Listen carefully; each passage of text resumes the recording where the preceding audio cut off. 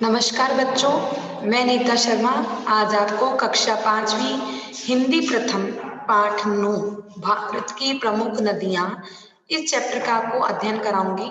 Chapter में देखो हमें ये बताया गया है कि हमारे भारत में क्या कौन कौन सी नदियां हैं। उन नदियों के बारे में हमें बताया गया है और उनसे हमारे जीवन में क्या महत्व है नदियों का, ये चीज भी हमें बताई गई है। तो ये देखिए वर्ग पहली हमें दी गई है, इनमें कुछ नदियों के नाम दिए गए हैं तो उनको हमें खोजना है नाम को। तो ये देखिए गंगा, कोसी, यमुना, गोदावरी, ब्रह्मपुत्र, कावेरी, लक्ष्मी, इस प्रकार से कुछ नदियों के नाम हमने देखे हैं। अब देखिए चैप्टर में हम क्या पढ़ते हैं। हमारे देश में नदियों का जाल बिछा हुआ है। हम अपनी नदियों को पवित्र और पूज्य मानते हैं। तो हमारे भारत देश में खूब सारी नदियां हैं और हम अपने देश की जो नदियां हैं उनको पवित्र और पूजनीय मानते हैं। नदियों के किनारे उपजाऊ भूमि होने एवं पानी की सुविधा के कारण अनेक शहर बसे हुए हैं। वहाँ बहुत से त्योहार, मेले और उत्सव भी मनाए जाते हैं। तो अधिकतर जो नगर है, बड़े बड़े नगर हैं, वो कोई ना कोई नदियों के किनारे बसे हुए हैं और वहाँ की मिट्टी भी, भूमि भी बहुत उपजाऊ होती है। इन नदियों के किनारे बहुत से मेले, उत्सव और त्योहार भी मनाए जाते हैं। भारत के उत्तर और पूर्व में 3 प्रमुख नदियां हैं, सिंधु, गंगा और ब्रह्मपुत्र।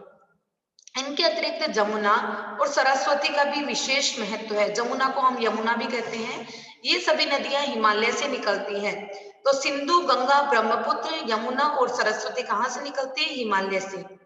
ब्रह्मपुत्र पूर्वी भारत की महत्वपूर्ण नदी है जिसकी लंबाई लगभग 2900 किलोमीटर है तथा यह 3 देशों तिब्बत, भारत और बांग्लादेश से होकर बहती है और बंगाल की खाड़ी में गिरती है। तो यह जो नदी है कौन सी? ब्रह्मपुत्र नदी, ये किन देशों से होकर निकलती है? तिब्बत, भारत और बांग्लादेश। ठीक है। और अंत में यह कहाँ पर जाकर गिरती है? बंगाल की खाड़ी में जाती है। तिब्बत में से सांपो, भारत के अरुणाचल प्रदेश में डीह, असम में ब्रह्मपुत्र तथा बांग्लादेश में जमुना कहा जाता है। अब ये देखिए ब्रह्मपुत्र नदी है ना, ये ही अलग अलग स्थानों पे बह रही है, तिब्बत में, भारत में और बांग्लादेश में, पर इसको अलग अलग स्थानों पर अलग अलग नाम दिया गया है। तिब्बत में इसको क्या नाम दिया गया है? सांपो। भारत के अरुणाचल प्रदेश से ये होकर गुजरती है तो वहां इसको बोला जाता है डीह और असम में इसको बोला जाता है ब्रह्मपुत्र, बांग्लादेश में इसको बोला जाता है जमुना। असम में इसे ब्रह्मा का पुत्र माना जाता है और वहां लोग इसे नदी नहीं बल्कि नद कहते हैं। नदी यानी पुत्र। सिंधु नदी जम्मू कश्मीर से होती हुई कराची, जो पाकिस्तान में है, उसके पास अरब सागर में जाकर गिरती है। सिंधु नदी वो जम्मू कश्मीर से होती हुई कहां तक जाती है? पाकिस्तान यानी कराची तक जाती है और अरब सागर में गिरती है। पंजाब की 5 नदियां, पंजाब तभी तो बोलते हैं 5 आबों का समूह है, यानी 5 नदियों का समूह है। तो पंजाब में प्रमुख रूप से 5 नदियां हैं, सतलज, सतलुज, व्यास, रावी, चेनाब और झेलम। सतलुज, व्यास, रावी, चेनाब और झेलम, इन्हें पंच नद भी कहा जाता है। गंगा नदी को भागीरथी भी कहते हैं। क्यों कहते हैं भागीरथी? क्योंकि एक ऋषि थे भागीरथ मुनि, तो वो कठोर अपने पूर्वजों का उद्धार करने के लिए उन्होंने कठोर तपस्या की थी और तपस्या करके वो गंगा को धरती पर लेके आए थे। कहां से? स्वर्ग से धरती पर लेके आए थे, कैलाश से। इसकी लंबाई लगभग 2510 किलोमीटर है और यह भारत तथा बांग्लादेश से होकर बहती है। यह नदी भारतवासियों की आस्था से इस प्रकार जुड़ी है कि गंगा मां बन गई है। पौराणिक कथा है कि राजा सगर के 60,000 पुत्र कपिल मुनि के शाप से भस्म हो गए थे। राजा सगर थे, उनके 60,000 पुत्र हैं, मतलब पीढ़ी दर पीढ़ी जो पुत्र थे वो कपिल मुनि के श्राप से भस्म हो गए थे। शाप देने के बाद मुनि ने कहा था कि गंगा जल के स्पर्श से ही उनके पुत्रों की मुक्ति हो सकती है। अपने पूर्वजों की मुक्ति के लिए भगीरथ नाम के राजा ने घोर तपस्या की और गंगा को पृथ्वी पर लाने में सफल हुए, इसलिए गंगा का एक नाम भागीरथी भी पड़ा। कहते हैं कि गंगा का जल वर्षों रखने पर भी खराब नहीं होता। ये चीज तो आप देखते होंगे कि आपके घरों में गंगा का जो जल है वो अगर आप बोतल में सालों साल रखोगे ना तो भी उसमें न तो कीड़े पड़ेंगे, न वो खराब होता है, न उसके मतलब स्वाद में कोई चेंज नहीं होता। इलाहाबाद में गंगा, यमुना और सरस्वती का संगम होता है। अब इलाहाबाद होता है ना, उस वहां पर गंगा, यमुना और सरस्वती इन तीनों का संगम होता है, इसलिए इसको त्रिवेणी भी कहा जाता है। इसलिए संगम में स्नान का विशेष महत्व है माना जाता है। इलाहाबाद में स्नान करते हैं ना, कुंभ स्नान, तो गंगा यमुना और सरस्वती का संगम होता है वहां पर।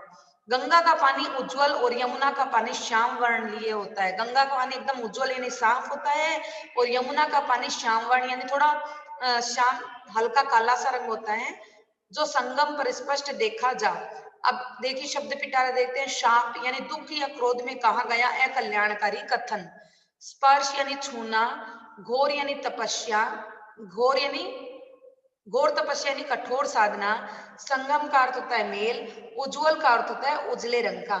श्याम वर्ण यानी श्यामल रंग का। नेक्स्ट देखिए आप चैप्टर में क्या बता रहे हैं हमें आगे।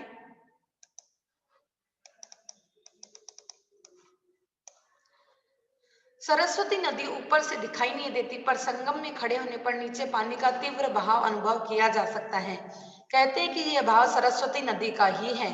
संगम के बाद इन नदियों की यह धारा गंगा नदी कहलाती है, जो बंगाल की खाड़ी में गिरती है। गंगा के बाईं ओर रामगंगा, गोमती, घाघरा, गंडक, कोसी और महानदी बहती है। गंगा की बाईं ओर और भी नदियां जैसे रामगंगा, गोमती, घाघरा, गंडक और कोसी और महानदी। तो चंबल नदी विंध्य पर्वत से निकलकर इटावा के पास यमुना नदी में मिलती है।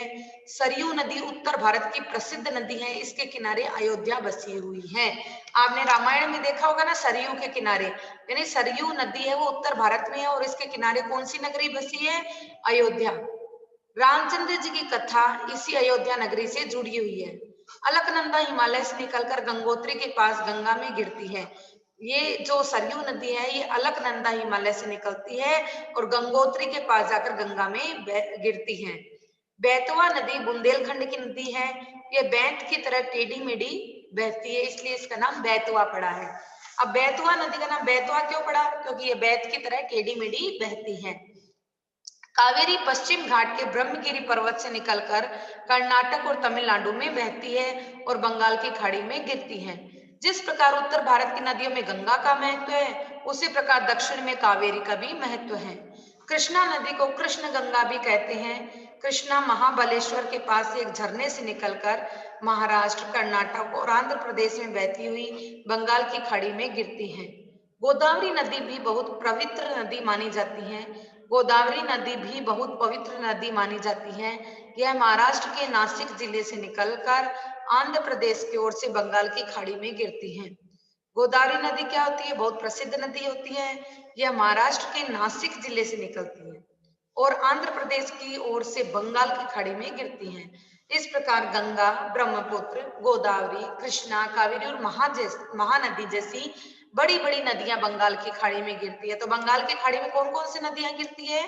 गंगा, ब्रह्मपुत्र, गोदावरी, कृष्णा, कावेरी और महानदी। कहते हैं कि शिप्रा नदी, जिसके किनारे उज्जैनी नगरी बसी हुई है, शिप्रा नामक सरोवर से निकलती है। और उज्जैनी भारत के प्रसिद्ध कवि कालिदास रहते थे। उज्जैनी में कौन रहते थे? भारत के प्रसिद्ध कवि कौन थे? कालिदास। सोन और नर्मदा नदी दोनों मध्य प्रदेश के अमरकंटक पर्वत से निकलती हैं। नर्मदा खंबात की खाड़ी में गिरती है और सोन नदी मध्य प्रदेश और बुंदेलखंड होती हुई बिहार में दानापुर से 10 मील उत्तर में गंगा में मिलती है। ताप्ती नदी सतपुड़ा पर्वत से निकलकर मध्य प्रदेश के बैतूल जिले से आरंभ होकर खंबात की खाड़ी में गिरती है। दामोदर नदी बंगाल की एक प्रसिद्ध नदी है, जो छोटा नागपुर के पहाड़ियों से निकलकर भागीरथी में गिरती है। भागीरथी किसको कहा गया है? गंगा को। यानी कुल मिलाकर ये सारी नदियां देख लो लगभग गंगा में ही मिल रही है। इस नदी में अत्यधिक बाढ़ आने के कारण इसे शोक की नदी भी कहा जाता है। कौन सी नदी को कहा जाता है शोक की नदी? दामोदर नदी को। नेक्स्ट देखिए हम क्या पढ़ते हैं इस चैप्टर में। नेक्स्ट देखिए हमारा, पर अब बांध बन जाने के कारण यह बाढ़ से इतनी तबाही नहीं मचाती। यहाँ कोयला बहुत अधिक पाया जाता है। पश्चिमी जर्मनी में एक राइन नदी है, वहां भी कोयला बहुत अधिक पाया जाता है। इस समानता के आधार पर दामोदर नदी को भारत की राइन नदी में ही माना जाता है। नदियों के जल से खेतों की सिंचाई की जाती है। नदियां अपने साथ उपजाऊ मिट्टी बहाकर लाती हैं, इसलिए इनके विशाल तट वाले खेतों में फसलें लहलहाती हैं। अब ये आप जान गए होंगे कि नदियों के साथ है वो, अब नदियां अनेक स्थानों से होती हुई गुजरती है, तो वहां से वो उपजाऊ मिट्टी इकट्ठा करती हुई विशाल तट अपने तट के पास लेकर आती है और उस तट के पास अगर हम फसलें उगाते हैं तो फसलें लहलाती हैं। नदियां खेती बाड़ी के लिए वरदान होती हैं। इनसे नहरें निकालकर एवं इन पर बांध बनाकर नदियों का पानी दूसरी जगह पर ले जाया जाता है, जिससे कि सूखे स्थल भी हरे भरे हो जाते हैं। जहाँ बांध बने हैं वहां इनके पानी से बिजली भी बनाई जाती है। इस प्रकार सचमुच नदियां जीवनदायिनी हैं और शायद इसीलिए जल का एक नाम जीवन भी है। किंतु दुर्भाग्य की बात है कि हम नदियों के प्रति अपने कर्तव्य को भूलते जा रहे हैं। आज बहुत सी नदियां इतनी प्रदूषित हो गई हैं कि इनका रंग काला और मलिन दिखने लगा है, जिसका किसी भी प्रकार उपयोग नुकसानदायक होता जा रहा है। अब हमें इतनी विशालता बताते हुए हमें क्या बताया गया है कि ये दुर्भाग्य की बात है कि हम नदियों के प्रति अपने कर्तव्य को भूलते जा रहे हैं। आज बहुत सी नदियां दूषित हो गई है, उनका जो पानी का रंग है वो काला और मैला दिखाई देने लग गया है, जिसका किसी भी प्रकार उपयोग है वो नुकसानदायक होता जा रहा है। नदियों के प्रति अनदेखी इतनी बढ़ गई है कि इनकी साफ सफाई के लिए अलग अलग विभाग तक बनाने पड़े हैं। जहाँ गंगा की सफाई के लिए नमामि गंगे परियोजना शुरू करनी पड़ी, जिसके अंतर्गत देश भर में 231 परियोजनाओं की शुरुआत की गई है। वहीं यमुना की सफाई के लिए 100 से भी अधिक परियोजनाएं बनानी पड़ी। अच्छा होगा इसके प्रति अपने कर्तव्य को याद कर हम पूरे समर्पण के साथ जीवनदायिनी नदियों के संरक्षण के बारे में संकल्प लें। अब देखिए शब्द पिटारा में है तबाही। तबाही का अर्थ होता है बर्बादी। तो इस प्रकार चैप्टर में हमने क्या सीखा कि हमें ये नदियां हैं वो हमारे जीवन के लिए बहुत उपयोगी हैं और हर समय इनको संरक्षित रखकर हमें चलना चाहिए। तो चैप्टर आपको समझ में आ गया होगा। इसका वीडियो एनिमेशन और इसके PDF हम अपने अगले वीडियो में रीड करेंगे। तब तक के लिए धन्यवाद।